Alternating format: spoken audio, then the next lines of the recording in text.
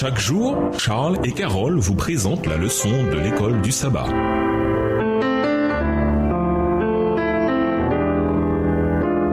Bienvenue à votre émission Dieu nous parle. Nous allons sur de mercredi, les dangers de l'idolâtrie. Lisons Josué 24 et versets 22 à 24. Pourquoi Josué a-t-il eu besoin de redire aux Israélites de se débarrasser de leurs idoles? Josué 24 et versets 22 à 24. Josué dit au peuple, vous êtes témoins contre vous-même que c'est vous qui avez choisi l'Éternel pour le servir. Et répondirent, nous en sommes témoins. Ôtez donc les dieux étrangers qui sont au milieu de vous et tournez votre cœur vers l'Éternel, le Dieu d'Israël. Et le peuple dit à Josué, nous servirons l'Éternel notre Dieu et nous obéirons à sa voix. L'idolâtrie n'est pas une menace théorique. Précédemment, sur les plaines de Moab et dans un contexte similaire, Moïse a demandé la même décision. Deutéronome 30, versets 19 et 20. Les dieux qui sont en ligne de mire ne sont pas ceux de l'Égypte ou ceux qui sont au-delà du fleuve, mais ils se trouvent en leur sein. Alors Josué supplie son peuple d'incliner leur cœur vers le Seigneur. Le terme hébreu employé ici, natat, signifie étirer, incliner, tendre. Il décrit un Dieu qui se penche pour écouter les prières.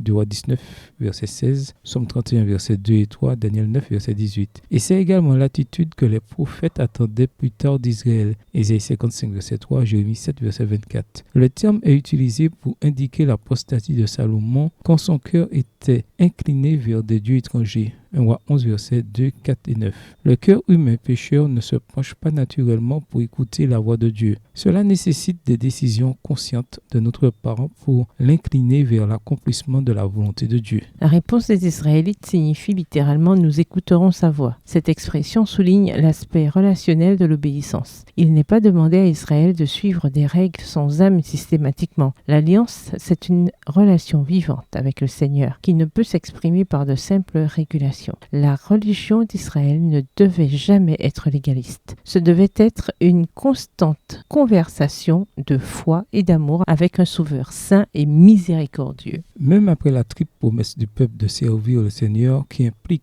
comme le demandait Josué, la suppression des dieux étrangers parmi eux, la Bible ne donne aucune indication que c'est arrivé. Tout au long du livre, il était devenu habituel de relater la concrétisation des ordres de Josué ou ceux de Moïse, comme autant d'exemples d'obéissance. Mais là, rien. Cette absence à la fin du livre laisse ouvert le plaidoyer de Josué. L'appel central du livre à servir le Seigneur est non seulement pour la génération de Josué, mais aussi pour chaque nouvelle génération du peuple de Dieu qui lirait ou entendrait ce message. Combien de fois avez-vous promis au Seigneur que vous feriez quelque chose sans pour autant le faire par la suite? Pourquoi ne l'avez-vous pas fait? Qu'indique votre réponse sur la grâce? Au revoir. Et à demain si Dieu veut. Dieu nous parle. Chaque jour, Charles et Carole vous présentent la leçon de l'école du sabbat.